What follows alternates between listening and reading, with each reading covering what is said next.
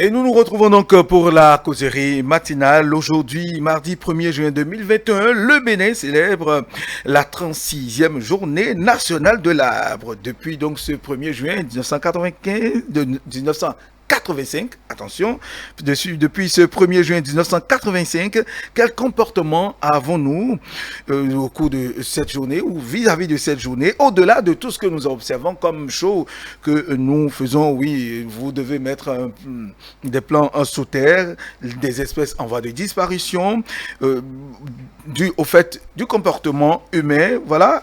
Que peut-on faire aujourd'hui? Où en sommes-nous par rapport au reboisement? Ce sont là des interrogations que nous avons, qui trottinent dans la tête de tout un chacun. Oui, les techniciens en la matière sont autour de ce plateau pour en parler. Je rappelle que le docteur Claude Azalou-Tingué est resté avec nous, une fois encore. Merci de participer à la causerie. Merci, c'est un plaisir. Très bien. En face de vous, nous avons Maoussé Hontondi, il est directeur exécutif de l'ONG JVE Bénin, Jeunesse volontaire pour l'environnement Bénin. Bonjour, monsieur Maoussé Hontondi. Bonjour, tout le plaisir est pour moi. Merci de répondre à notre invitation. Donc, aujourd'hui, 1er juin, quand on parle de journée nationale de l'arbre, oui, je dirais, les jeunes se demandent la question, se posent la question, oui, mais on parle de journée internationale, mais cette fois-ci, c'est journée nationale. Monsieur Hontondi, pourquoi nationale? Bon, elle n'est pas que nationale, hein. Il y a beaucoup de pays qui en ont fait une journée nationale, donc quelque part on peut aussi parler de journée internationale de l'arbre. En fait, je crois en 1985, les autorités de l'époque avaient déjà une vision en disant qu'il fallait reboiser énormément. Le Bénin fait partie de ces pays côtiers qui très tôt, je crois depuis la fin des années 70, où déjà un certain nombre d'institutions internationales comme le PNUE ont commencé par sonner la sonnette d'alarme, qu'il fallait faire attention parce qu'on avait le couvert végétal qui commençait par disparaître. Et à l'époque, vous aviez donc un gouvernement en place et il y avait un ministre de l'Intérieur, je crois, qui était très actif là-dessus. Alors je le dis parce qu'il a fait un travail, aujourd'hui il est malade, d'après ce que nous avons eu comme information hier, et ça passe dans l'anonymat. C'est l'ancien ministre Lazon Iho. Ils ont beaucoup travaillé. Après, on peut critiquer plein de choses, mais il faut dire que c'est à cette équipe-là que revient cette initiative pour le Bénin. Et le Bénin fait partie des premiers pays à avoir véritablement fait du 1er juin une institution pour la protection de l'arbre. Alors, quelle est l'importance de ces journées? En fait, on a plusieurs problèmes. Sur votre plateau ici, vous abordez plusieurs sujets. Mais voilà, 1er juin, on parle de l'arbre. Donc, c'est une façon de faire un focus sur un sujet particulier. Et c'est ça l'intérêt de toutes ces journées, que ce soit de l'arbre, de l'environnement, de la désertification. On a fait biodiversité il y a quelques jours. Donc tout ça, c'est pour attirer l'attention sur le sujet, attirer l'attention des décideurs aussi sur quelles sont les lois qu'on peut prendre pour faire évoluer la pratique. Beaucoup vous diront, oui, 36 ans de bilan, le bilan est mitigé. Mais de plus en plus d'acteurs continuent de se concerter et s'entendent pour dire qu'on peut encore améliorer un certain nombre de choses pour qu'on ait plus d'impact dans les années à venir. Très bien, merci monsieur Maoussé. Dr Claude Azalou-Tingué, oui, peut-on dire que les autorités d'antan, au temps de la Révolution, avaient bien vu d'initier cette journée? Est-ce qu'il y avait, on sentait déjà un déboisement dans les années 85 par rapport à ce qui se passe aujourd'hui? Oui, bien sûr qu'on sentait un grand déboisement parce qu'au fur et à mesure que la population des communautés augmente, on défriche de nouvelles terres, on construit, on fait des champs et donc on détruit les arbres. Or, les arbres d'aujourd'hui peuvent être demain des sources de solutions à plusieurs maladies et donc il est urgent de conserver ces espèces. Donc je vais dire que les autorités de ce temps, comme l'a souligné mon prédécesseur, ont réellement bien réfléchi, ont pris les bonnes décisions de commencer par instaurer cette journée pour pouvoir commencer par préserver le peu d'espèces qu'il y a au Bénin. Nous avons plus de 2400 espèces végétales qui ont été répertoriées par le professeur Soguadjo Achille et le professeur Saint-Brice. Et donc, il fallait mettre ce mode de gestion pour pouvoir conserver ce qu'il y a et si possible introduire encore de nouvelles espèces importantes qu'on voit ailleurs. Très bien. Mais et où en sommes-nous aujourd'hui au Bénin par rapport au reboisement? C'est là la grande interrogation, la problématique. Mais où en sommes-nous? Oui, au Bénin, nous avons plusieurs périmètres de reboisement. Je pense qu'on a près de 10, si mes souvenirs sont bons. Non, on en a 6. Il y a un périmètre de reboisement au niveau de Semenpodji, il y en a à Pau, il y en a à Parakou, il y en a à Bomé, il y en a à Natitengu, avec différentes superficies. Chaque année, le gouvernement a pris l'option de reboiser plusieurs espèces. Dans les années précédentes, il y a eu des espèces comme Acacia, Auriculiformis, il y a eu des espèces comme Eucalyptus et autres qui sont chaque fois reboisées. Mais il faut dire que dans le passé, le droit foncier... Le choix de ces espèces? Oui, le choix de ces espèces parce que... Ça donne plus... ça participe à la vie. Quel a été... Pourquoi ce choix? Oui, c'était d'abord des espèces médicinales. Première chose, c'était des espèces également vulnérables que le gouvernement avait depuis près de 20 ans, avait pris l'option déjà de reboiser. Ce sont des espèces qui permettent aussi la fertilisation des sols. Vous voyez, quand vous faites de l'agriculture, ce qu'on appelle les cultures annuelles, vous combinez avec ces genres d'arbres, ça vous fertilise votre sol. Donc le gouvernement s'était concentré sur ces espèces dans le passé. Maintenant, il faut souligner le fait que le droit foncier rural était beaucoup plus compliqué dans le passé. La terre n'appartenait pas forcément à l'État. Vous aviez entre-temps assez d'autorités, peut-être des douaniers qui avaient des centaines d'hectares, qui ne servaient, qui ne servaient pas à grande chose, vous voyez un peu. Et donc, à l'arrivée du nouveau gouvernement, depuis 2016, le droit foncier rural est en train d'être revu. L'État est en train de, petit à petit, de vouloir reprendre les terres, ce qui va permettre d'avoir une grande disponibilité, en fait, d'espaces forestiers pour pouvoir augmenter le nombre d'espèces insérées dans les reboisements. Ce serait vraiment, vraiment important. Important. Oui, Marcel Rontonji, le reboisement, selon vous, est-ce que, oui, on a atteint l'espoir espéré, ce qu'on espérait, le reboisement au Bénin aujourd'hui, parce qu'il y a les forêts, il y a les parcs et tout, est-ce que c'est véritablement ça? On peut se réjouir de ce qui est fait jusque-là. Alors, vous me demandez de jouer à un jeu d'équilibriste. Alors, je vais vous parler en organisation de la société civile. Il y a une différence entre apprécier l'initiative et tout ce qui se fait, et ensuite apprécier le bilan. Est-ce que l'initiative et tout ce qui est organisé chaque année, les ressources qui sont injectées pour ce travail, est-ce que c'est bien? Oui, le bilan, il est positif parce qu'on a vu durant ces 30 dernières années des chefs d'État, des chefs de gouvernement, des ministres, des autorités s'impliquer le premier jour. C'est déjà un signal fort.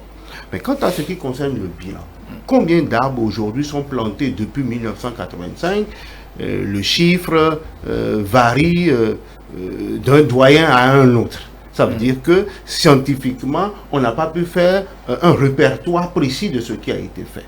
Deuxième élément, que sont devenus ces plans qu'on a mis depuis 1985? Je me rappelle, j'ai fait une émission à l'ORTB il y a 4 ou 5 ans et le journaliste avait effectivement fait des recherches et s'était dit que les premières générations ont quelquefois été abattues quelques années plus tard pour le bois de chauffe, pour l'énergie, etc. Et c'est pour ça que nous avions dit, et nous continuons de dire, et je crois que ces dernières années, il y a un effort qui est fait dans ce sens, et je crois que l'idée des périmètres de reboisement sont dans cette optique de pouvoir avoir une traçabilité de tout ce qui est fait année après année en termes d'efforts pour le reboisement. Deuxième chose importante en termes de bilan, il faut qu'on évolue aujourd'hui vers la géolocalisation.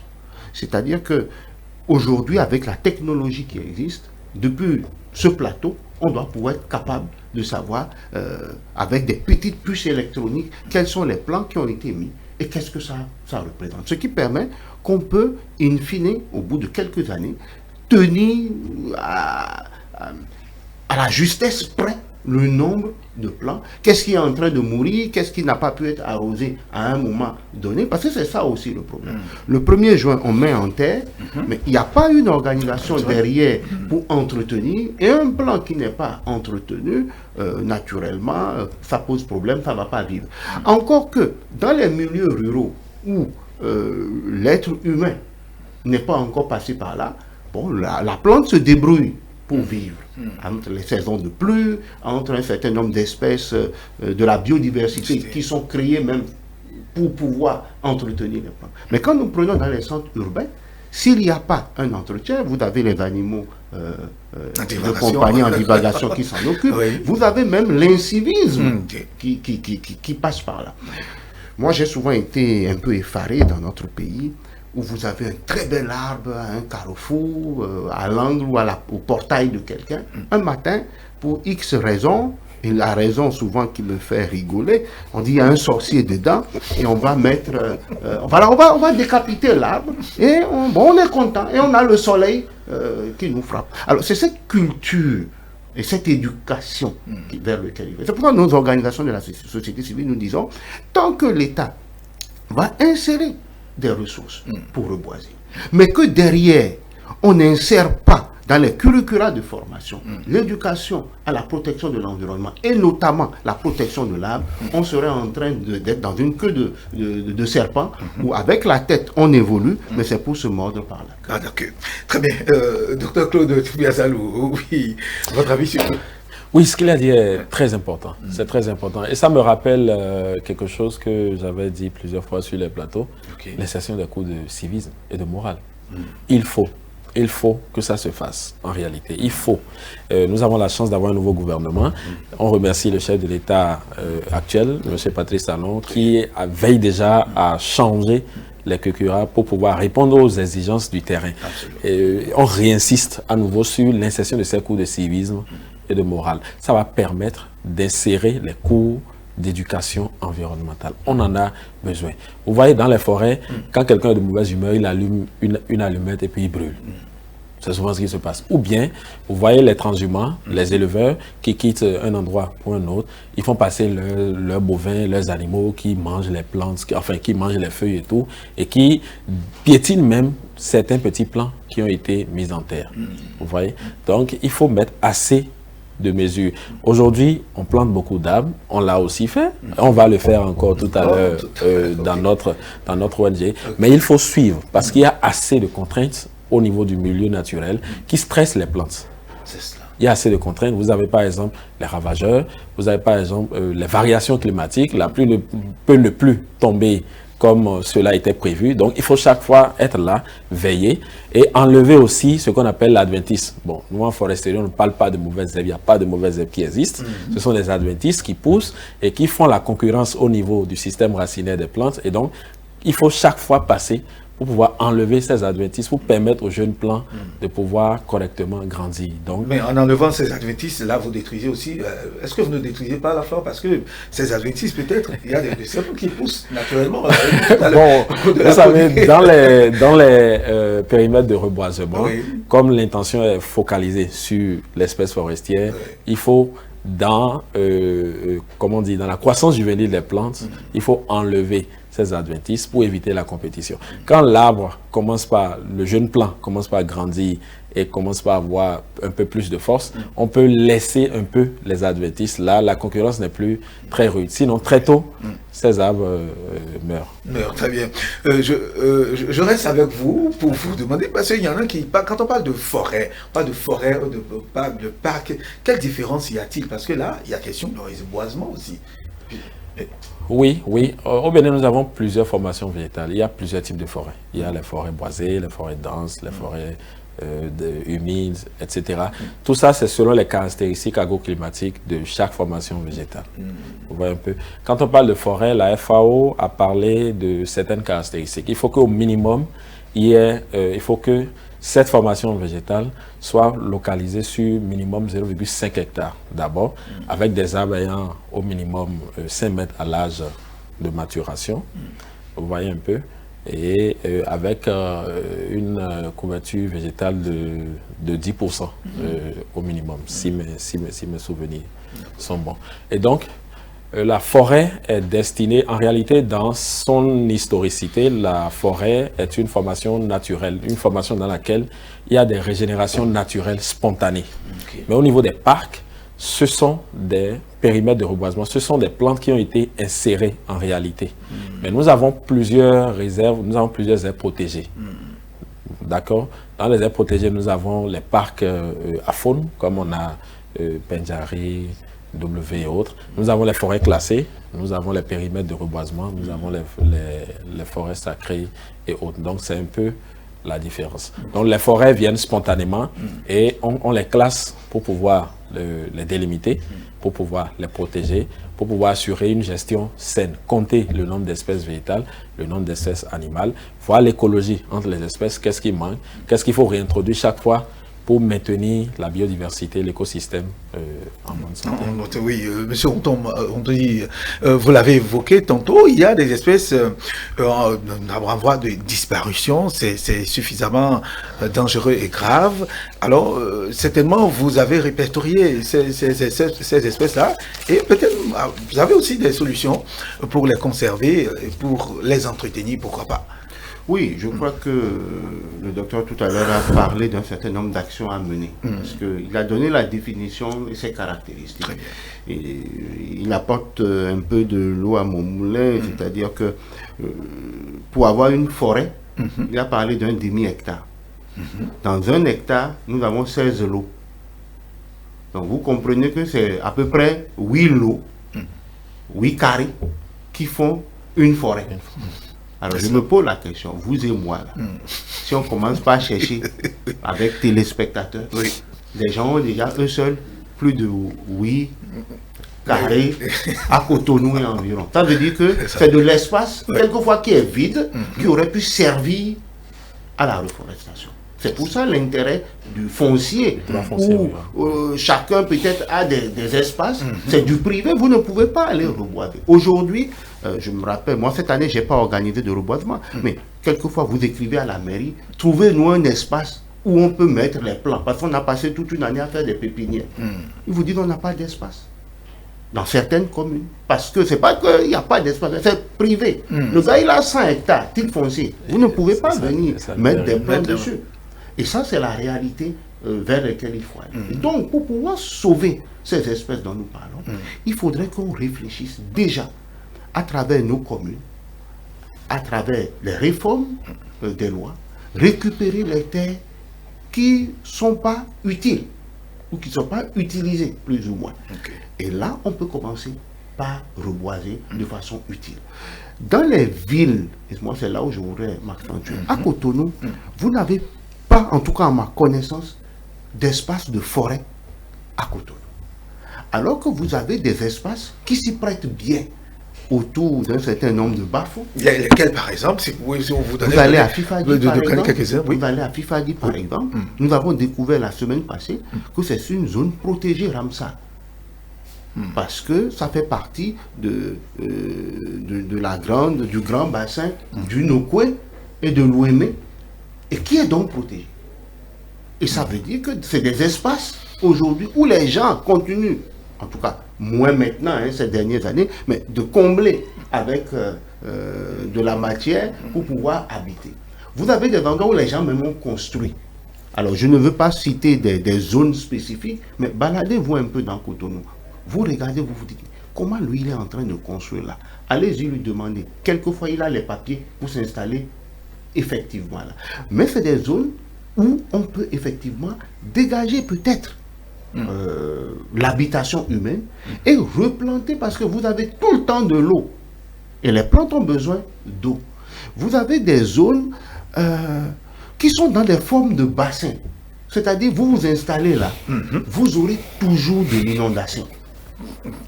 Il n'y a rien à faire. Non, la Croix-Rouge passe en fin de saison pour vous dire, les gars, attention. Et quand vous allez chez eux, les gens ne dorment pas, les gens dorment sur pilotis. C'est-à-dire, ils mettent des briques parce qu'ils savent qu'à tout moment, l'eau peut venir.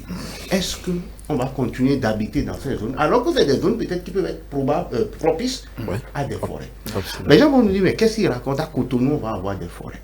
mais ça contribue à la séquestration carbone.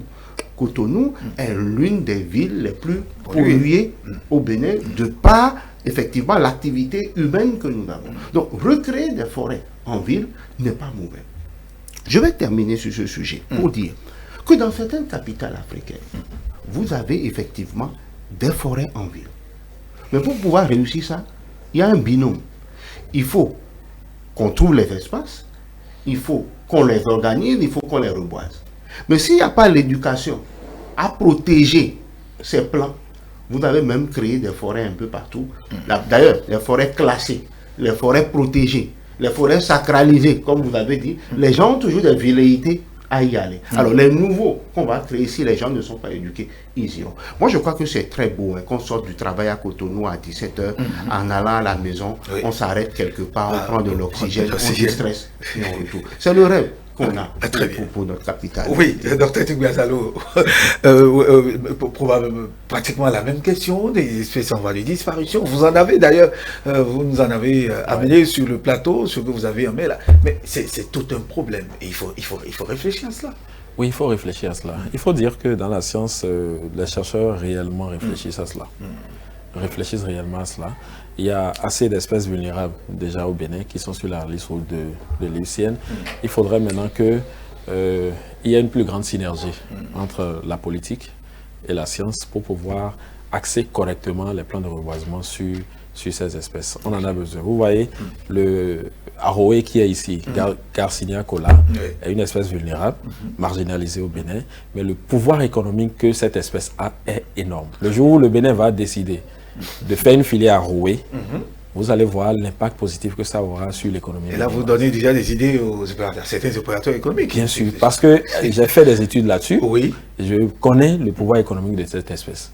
C'est énorme. C'est énorme, c'est utilisé en Chine, c'est utilisé dans plusieurs pays européens pour pouvoir non seulement faire les médicaments, donc c'est utilisé dans les industries pharmaceutiques, c'est également utilisé dans l'alimentation. On extrait le cola dans les boissons énergisantes. Ne soyez pas étonnés si vous trouvez le Aroé dans le Coca-Cola. Oui, d'accord. Dans plusieurs boissons énergisantes qu'on rencontre dans nos supermarchés.